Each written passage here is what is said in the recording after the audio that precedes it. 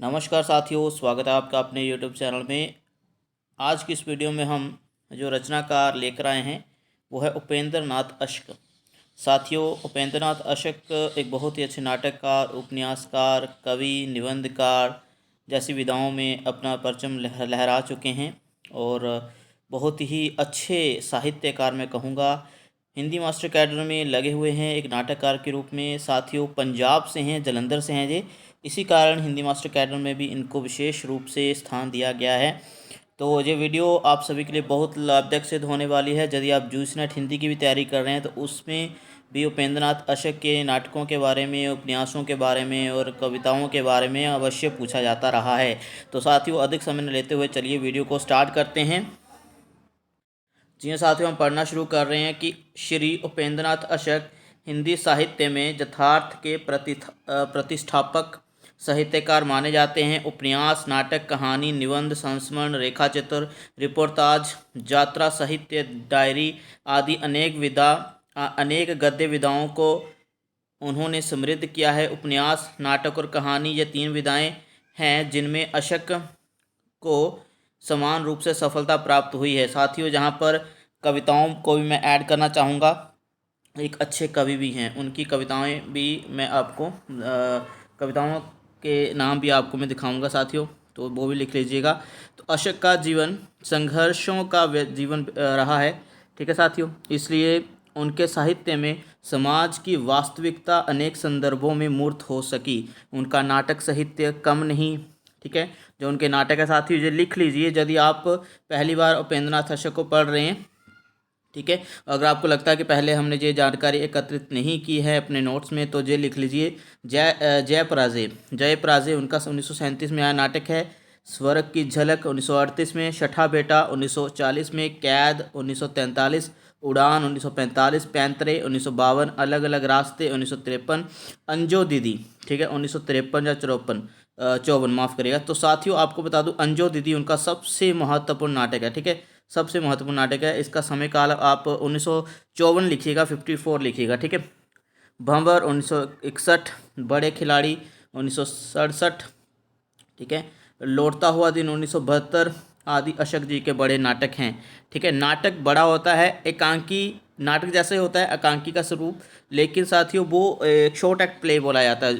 उसके ज़्यादा अंक नहीं होते हैं, अगर होंगे भी तो वो बहुत छोटे छोटे अंकों में एकांकी विभाजित होती है। तो नाटक विधा एक बड़ी विधा होती है, ठीक है साथियों। तो साथियों, आगे पढ़ते हैं हम। तो इसके अतिरिक्त इन नाटकों में आपने सामाजिक विसंगतियों को उजागर किया है, ठीक है। देवताओं की छाया में, चारवाहे, तूफान से पहले, पर्दा उठाओ, पर्दा गिराओ, अंधी गली, साहब को जुकाम है, मुखड़ा बदल गया आदि प्रसिद्ध एकांकी संग्रह इनके हैं, ठीक है साथियों। जो एकांकी संग्रह बताए हैं, अभी पहले नाटक बता दिए, ठीक है। तो अभी एकांकी संग्रह के बारे में आपको परिचित करवाया। इन एकांकियों में मध्यवर्गीय जीवन की बहुरंगी छवियाँ उकेरी गई हैं। उपन्यासों के क्षेत्र में अशक जी की ख्याति कम नहीं है। मतलब अगर हम कहें कि उपन्यास के क्षेत्र में कैसे हैं अशक जी, तो उसमें भी बहुत अच्छा कार्य कर चुके हैं।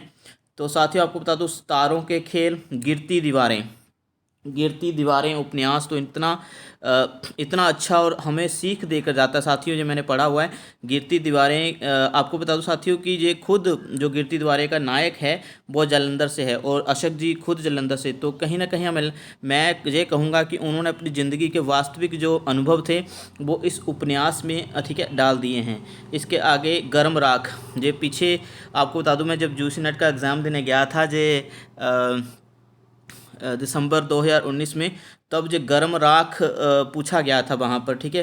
तो इनका जो माफ़ करिए, इनका जो समय काल है, प्रकाशन वर्ष है इस उपन्यास का साथियों, तो वहाँ पर क्रमानुसार स्थापित करने के लिए कहा गया था। कुछ और उपन्यास थे किसी अन्य रचनाकारों के, तो उसमें स्थापित करना था। तो ये मुझे आता था। गर्म राख 1952 में प्रकाशित हुआ है, ठीक है। गिरती दीवारें, गर्म राख वेरी वेरी इंपॉर्टेंट उनके उपन्यास हैं। हालांकि नाटककार के रूप में, मास्टर कैरेक्टर के रूप में एक सिलेबस में हैं उपेंद्र नाथ अशक, तो ज़्यादा नाटककारों के बारे, उनके नाटकों के बारे में पढ़िएगा, ठीक है। यदि आप जूस नेट की परीक्षा की तैयारी भी कर रहे हैं तो उपन्यासों के बारे में भी पढ़िएगा कि कौन सा उपन्यास कब आया। सितारों का खेल 1937, गिरती दीवारें 1947, गर्म राख 1952, बड़ी बड़ी आंखें 1954, पत्थर 1957, शहर में घूमता आईना आईना, ये भी काफ़ी बार पूछा गया है, किसका है, उपेंद्र नाथ अशक का है, 1963। एक नन्ही कंदील, ठीक है, 1969। बांधो ना नाव इस ठाम, 1974। इसके दो भाग हैं, दो भागों में विभाजित है, निमिषा 1980 में, ठीक है। तो ये उपन्यासों के बारे में पढ़ा, ठीक है। आगे क्या लिखा जा रहा है, आदि उपन्यासों की रचना करके अशक जी ने जीवन यथार्थ की परिधि को व्याप्ति दी। अशक जी को कहानियाँ लिखने का भी शौक रहा है, ठीक है। तो विद्यार्थी जीवन से ही उनको जो शौक लगा। अब तक उनकी सैकड़ों कहानियाँ प्रकाशित हो चुकी हैं। पिंजरा, अंकुर, छींटे, बैंगन का पौधा, 70 श्रेष्ठ कहानियाँ, ये कहानी संग्रह हो गया, ठीक है। पलंग 1961 में आया। साथ ही लिखते जाइए ये सब, ये आवश्यक जानकारी हैं। आकाशचारी आदि आपकी श्रेष्ठ कहानी संग्रह हैं। अशोक जी की जीवन यात्रा विरोधों और अवरोधों के बीच से संघर्ष को झेलती हुई आगे बढ़ी। उन्होंने संस्मरण मेरा मंटो मेरा दुश्मन, साथियों मंटो का जब भी नाम आता है, तो जब भी नाम मैं देखता हूँ किसी रचनाकार ने इसके बारे में लिखा है, संस्मरण लिखा है साथियों, मंटो मेरा दुश्मन, ये दुश्मन करके मंटो को अपना दुश्मन बताया है। अभी ये पढ़कर ही आपको पता चलेगा कि क्यों बताया है। हालांकि मैं मंटो को सबसे अधिक क्रांतिकारी कह लूँ, या जो कह लूँ कि अपने आप से तंग है, दुनिया से निराश है, ऐसा वो कहानीकार है, ठीक है। मंटो मेरा दुश्मन, मंटो के ऊपर एक मूवी भी आई थी पीछे 2 साल पहले, जो नवाजुद्दीन सिद्दीकी ने उन पर अपने अदाकारी निभाई थी, उनका रोल किया था, मंटो के जीवन पर आधारित मूवी जो थी, ठीक है। तो वो मूवी मैंने देखी है, बहुत अच्छी मूवी है, आप भी देखिएगा। मंटो मेरा दुश्मन जो संस्मरण मंटो के साथ बिताए कुछ पल, और उसको किस प्रकार से मंटो मेरा दुश्मन नाम से उन्होंने एक संस्मरण लिखा। हालांकि दुश्मनी जैसी बातें नहीं हैं इसमें, मैंने पढ़ा है थोड़ा बहुत से, हालांकि पूरा नहीं पढ़ा है मैंने। मंटो मेरा दुश्मन 1956 में आया संस्मरण। आगे बेदी मेरा हमदम मेरा दोस्त, ठीक है, ये 1968 में आया। रेखा चित्र भी इन्होंने लिखा है, रेखाएँ और चित्र। निबंध डायरी भी मिलती हैं इनकी, ठीक है। ज़्यादा अपनी कम पराई, ये निबंध डायरी उनकी है। और इसके अतिरिक्त आदि अन्य गद्य विधाओं के माध्यम से अपने अनुभवों का शिकार किया है, ठीक है, साकार किया है। इसके आगे साथियों चेहरे अनेक, ये आप लिख लीजिए, ये उनकी आत्मकथा है, ठीक है साथियों। चेहरे अनेक जो 5 भागों में विभाजित है। कब से कब तक इन्होंने समाप्त की, 1977 से लेकर 88 तक, 1977 से लेकर 1988 तक जे प्रकाशित होती रही। 5 संस्करणों में इनकी आत्मकथा विभाजित होती रही। तो इनकी आत्मकथा के बारे में भी आप लिख लीजिए। उपेंद्र नाथ अशक की आत्मकथा है चेहरे अनेक। वैसे तो बहुत सारी आत्मकथाओं के बारे में आप पढ़ चुके होंगे, ठीक है, ये भी आप लिख लीजिए, वेरी वेरी इंपॉर्टेंट मैं रखूँगा इसे मैं, तो लिख लीजिए इसे आप, ठीक है।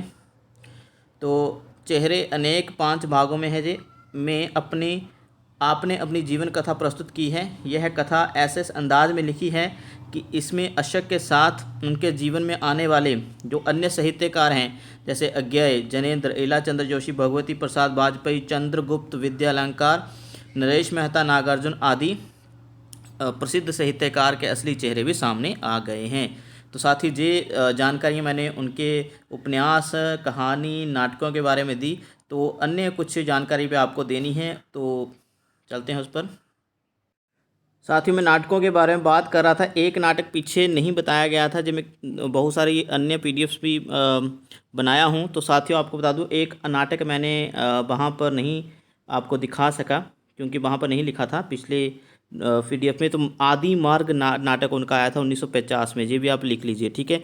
इसके आगे हमने एक और आदर्श और यथार्थ 1954 में, ठीक है साथियों। अभी हम आपको बताएंगे कि उनका काव्य संग्रह कैसा रहा।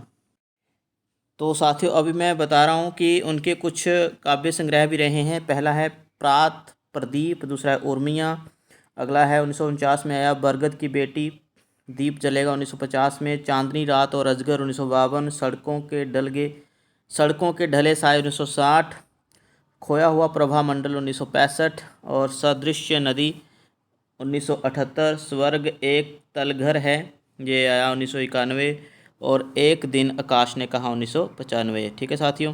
तो उनके 10 काव्य संग्रह भी हैं, एक अच्छे कवि भी माने जाते हैं। तो साथियों अभी हम उनके जीवन के बारे में थोड़ा सा पढ़ लेते हैं। ठीक है, जीवन हमने पढ़ा नहीं है, उनके रचनाओं के बारे में पढ़ लिया। श्री उपेंद्र नाथ अशक का जन्म पंजाब प्रांत जलंधर नामक नगर में 14 दिसंबर 1910 में एक मध्य वर्गीय ब्राह्मण परिवार में हुआ। पिताजी का नाम पंडित माधोराम था, जो स्टेशन मास्टर थे, और उनकी माता का नाम श्रीमती बसंती देवी था। अशक जी को बचपन से ही कई कठिनाइयों का सामना करना पड़ा। अशक जी की जन्म पत्री में उनका लग्न मीन राशि वृष और नाम इंद्रायण है, इंद्र नारायण है। उसके पिताजी को यह नाम पसंद नहीं आया और उन्होंने उसका नाम उपेंद्र नाथ रखा। उपेंद्र नाथ अश्क का पहला नाम शनावर था। शनावर तैराक को कहते हैं। इस उपनाम से पंजाबी और उर्दू भाषा में चीज़ें लिखी जाती हैं। कश्मीरी लाल के देहांत के बाद अशक जी ने उन्हीं का उपनाम अशक अपना लिया था। ठीक है साथियों, तो उनकी शिक्षा कैसी रही ये तो कोई परीक्षा में पूछा नहीं जाएगा, लेकिन उनके जन्म कब हुआ ये मैंने जरूर बता दिया। अगर क्रमानुसार कभी नाम स्थापित करने के लिए कहा जाए तो उनका जन्म आपको पता होना चाहिए, जलंधर से थे। ठीक है साथियों, बाकी जानकारी अगर कोई रचना के बारे में पूछा जाएगा तो वो आप बता सकते हैं कि ये रचना उपेंद्र नाथ अशक की है। तो साथियों अगली वीडियो में मिलते हैं, कोई और रचनाकार लेकर आएंगे। तो उनके जन्म के बारे में हमने बता दिया। तो मिलते हैं किसी अगली वीडियो में, तब तक अपना ध्यान रखिए। वीडियो अच्छी लगे तो लाइक कमेंट शेयर जरूर करिएगा। धन्यवाद।